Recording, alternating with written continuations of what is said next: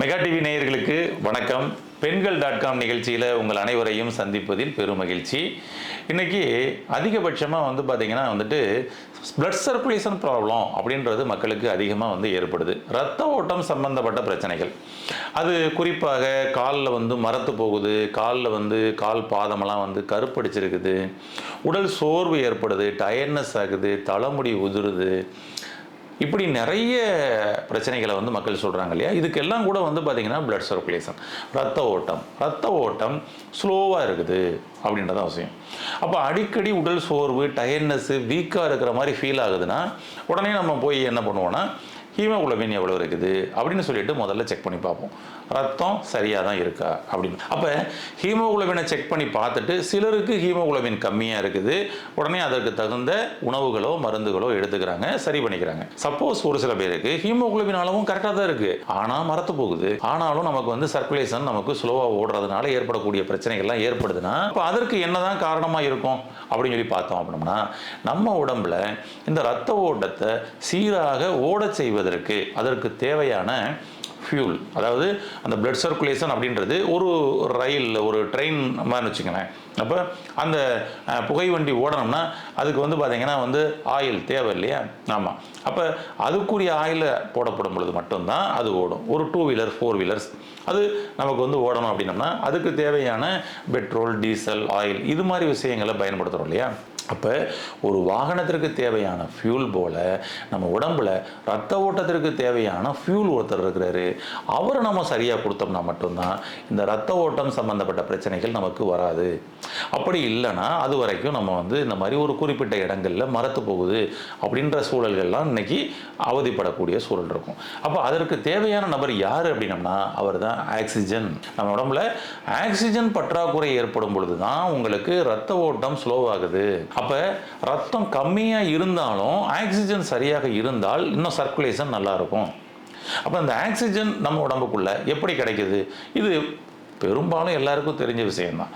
நுரையீரல் சுவாசிக்குது, ஆக்சிஜனை தான் சுவாசிக்குது, சுவாசித்து நம்மளுடைய ரத்தத்துக்குள்ள அணுக்களில் கொடுக்குது.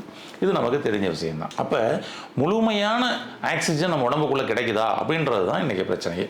ஓகேங்களா. பொதுவாக நம்மளுடைய உடல் வெளியிலிருந்து எதை ஒன்று எடுத்தாலும் 100% பியூரிட்டி தான் நமக்கு எடுக்கும். ஆனால் இன்றைக்கி நம்ம பொல்யூஷன் பார்த்திங்கன்னா அதிகமாக இருக்குது. அது நமக்கு கண்ட்ரோல் பண்ணவே முடியாத அளவுக்கு இன்றைக்கி போயிடுச்சு. அந்த அளவுக்கு இந்த புகை மாசு நிறைய இருக்குது, காற்றோட கலந்து இன்றைக்கி வருது. இன்றைக்கி ஒரு சர்வே பண்ணதில் என்ன சொல்கிறாங்க அப்படின்னா, இந்த புகைகள்லாம் அசுத்தமாக மாசு காற்றாக மாறி அதிகமாக சுற்றும் பொழுது அந்த காற்றை நாம் சுவாசித்தோம் அப்படின்னு சொல்லி சொன்னோம்னா அதனாலேயே நமக்கு இன்றைக்கி டயபெட்டிக் போன்ற பிரச்சனைகள், இருதயம் சம்பந்தப்பட்ட பிரச்சனைகள், பிபி சம்பந்தப்பட்ட பிரச்சனைகள், சிறுநீரகம் சம்பந்தப்பட்ட பிரச்சனைகள் வருவதற்கு வாய்ப்பு இருக்குது அப்படின்னு சொல்லிட்டு இன்றைக்கி ஒரு மருத்துவர்கள் பார்த்திங்கன்னா அதை சர்ச் பண்ணி, அதாவது பார்த்திங்கன்னா ரிசர்ச் பண்ணி இன்றைக்கி பேப்பர் சப்மிட் பண்ணிக்கிறாங்க. அப்போ இந்த மாசு காற்று அதிகமாகக்கூடிய காலங்களில் எல்லாமும் அப்போ சிகிச்சை மையத்துக்கு வரக்கூடிய டயபெட்டிக் பேஷண்ட்ஸை பார்த்தோம்னா அதிகமாக இருக்கிறாங்க. அவங்களுக்கு அன்கண்ட்ரோலுக்கு போகுது, ஏறுது அப்படின்றாங்க. இப்போ காற்றை சுவாசிப்பதன் மூலமாக கூட நமக்கு நோய் வருவதற்கும் உருவாவதற்கும் அது பெரிதாக மாறுவதற்கும் வாய்ப்பு இருக்குது. கேன்சர் முதற்கொண்டு வருவதற்கு இன்றைக்கி இந்த தூசியான காற்றை சுவாசிக்கிறதுனால தான் அப்படின்றது தான் இன்றைக்கி சர்வே பண்ணி சொல்லியிருக்கிறாங்க. அப்போ அந்த வகையில் பார்த்தோம் அப்படின்னு சொல்லி சொன்னோம்னா நம்ம சுத்தமான காற்றை சுவாசிக்கிறதுக்கு ஏதாவது வழி இருக்குதாங்க அப்படின்னு சொல்லி சொன்னோம்னா அதுதான் இன்றைக்கி ஒரு பெரிய ஒரு விஷயமா இருக்குது. இன்னும் ஒரு குறிப்பிட்ட வருடங்கள் கழித்து இன்றைக்கி இந்த காற்றையே நம்ம ஒரு கேனில் அடைச்சி இன்றைக்கி 20 லிட்டர் வாட்டர் கேன் வாங்குற மாதிரி வாட்டர் கேன் அப்படின்னு சொல்லிட்டு அதுபோல் ஏர் கேன் அநேகமாக வருவதற்கு வாய்ப்பு இருக்குது. அதையெல்லாம் இனிமேல் தோல் பையில் பின்னாடி முதுகில் சுமந்துக்கிட்டு நல்ல சுவாசம் வேணும், நல்ல ஆக்சிஜன் வேணும்னு சொல்லிட்டு சுவாசிச்சுட்டு போகிறதுக்கும் வாய்ப்பு இருக்குது. அப்போ இப்பொழுதே நல்ல ஒரு சுத்தமான ஆக்சிஜன் கிடைக்கிற இடங்களில் கிடச்சிச்சின்னா நல்லா உடம்புல ஃபில் பண்ணி வச்சுக்கோங்க. உடம்புல ஆக்சிஜன் பற்றாக்குறையினால் இன்றைக்கி பல நோய்கள் இன்றைக்கி வந்துக்கிட்டு இருக்குது அப்படின்னு சொல்லி சொல்லலாம். ஓகேங்களா. உங்களுடைய சிறுநீரக செயலிழப்புக்கு கூட காரணம் ஆக்சிஜனுடைய பற்றாக்குறை தான். அப்போ இந்த ஆக்சிஜனுடைய பற்றாக்குறையினால் உங்களுடைய ஸ்கின்னில், போனில், நெயிலில், ஹேரில், பிளட்டில், சிறுநீரகத்தில், நுரையீரலில், இருதயத்தில்னு சொல்லிட்டு இன்றைக்கி எல்லா உறுப்புகள்லையும் இந்த டிஸ்டர்பன்ஸ் ஏற்படுவதற்கான வாய்ப்புகள் இருக்குது. இந்த ஆக்சிஜனை எப்படிங்க நம்ம வந்து எடுத்துக்கலாம் அப்படின்னு சொன்னோம்னா, பொதுவாக நார்மலாக நம்ம வந்து சுவாசிக்கிறோம். நீங்கள் பாருங்கள், ஒரு நல்ல ஒரு பசுமையான ஏரியாவில் இருக்கிறீங்கன்னா அந்த இடத்துல நீங்கள் சுவாசிக்கப்படும் பொழுது உங்களுடைய நுரையீரல் முழுமையாக அதை வந்து உட்கிரகிக்கிறதுக்கு நல்ல ஆழமாக ப்ரீத் வந்து எடுத்துக்கிறது. ஆனால் அதுவே வந்து ஏதோ ஒரு குப்பை கூலங்கள், அது வந்து எரிஞ்சுக்கிட்டு இருக்கக்கூடிய இடங்கள், அங்கேருந்து கார்பன் டை ஆக்சைடு நிறைய வருது. உடனே நம்ம உடம்பு என்ன பண்ணுது? உடனே டக்குன்னு மூக்கு எடுத்து, உடனே நம்ம கையை எடுத்து மூக்கை வந்து பொத்திக்க அப்படின்னு சொல்லிட்டு சிக்னல் கொடுக்குது. இது எங்கேருந்து வந்துச்சு?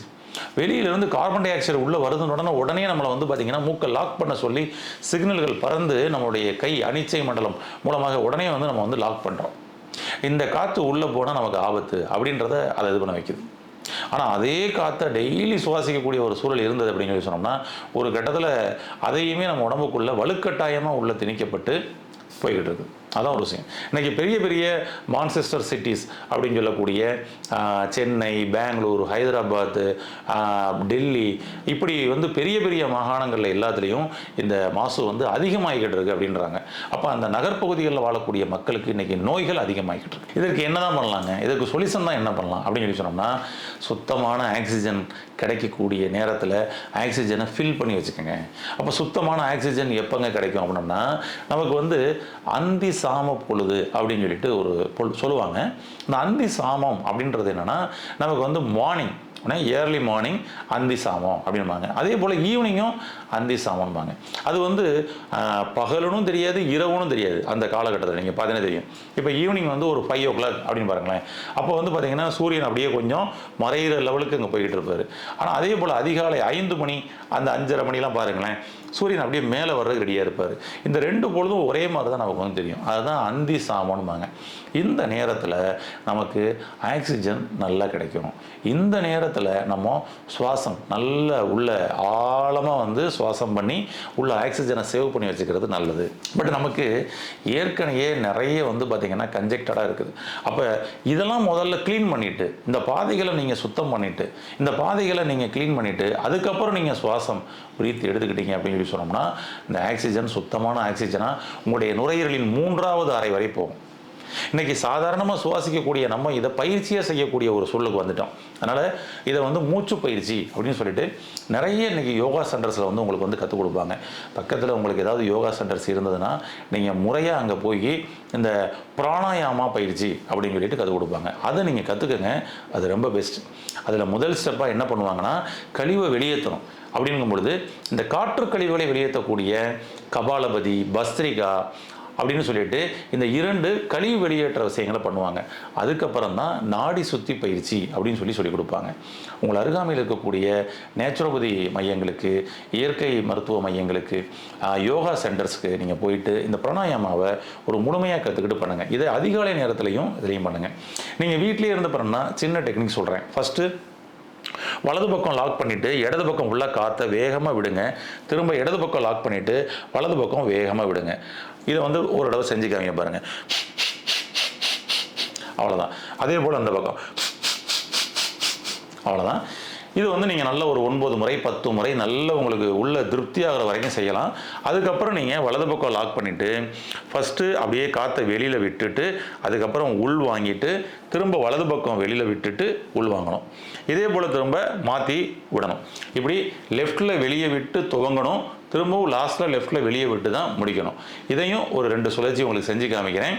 இதை நீங்கள் காலையில் செய்யுங்க. பாருங்கள், இப்போ நான் இடது பக்கம் ஃபஸ்ட்டு காற்றை வெளியே விடுறேன்.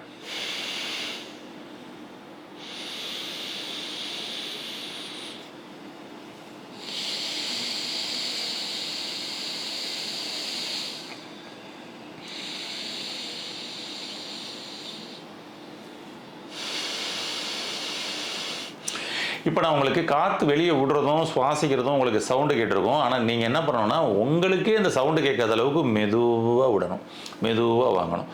அப்போ தான் உங்களுடைய 3வது அறை வரை இந்த ஆக்சிஜன் ஃபில் ஆகும். இதை நீங்கள் காலை பொழுதுலையும் மாலை பொழுதுலையும் செய்யலாம். அட்லீஸ்ட் காலை ஒரு பொழுதாவது செஞ்சுக்கிட்டு வாங்க.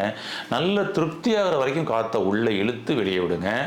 ரொம்ப ரொம்ப அற்புதமாக இருக்கும். வாழ்நாள் முழுவதும் நீங்கள் ஆரோக்கியமாக வாழணும்னா இந்த பிராணாயாமா பயிற்சியை மட்டும் தினம்தோறும் 10 நிமிடத்திலிருந்து 20 நிமிடம் நீங்கள் செஞ்சுட்டு வாங்க. இரத்த ஓட்டம் சம்பந்தப்பட்ட பிரச்சனையும் உங்களுக்கு வராது. வாழ்நாள் முழுவதும் ஆரோக்கியமாக வாழலாம். கடைபிடித்து ஆரோக்கியமடைய வாழ்த்துக்கள். நன்றி.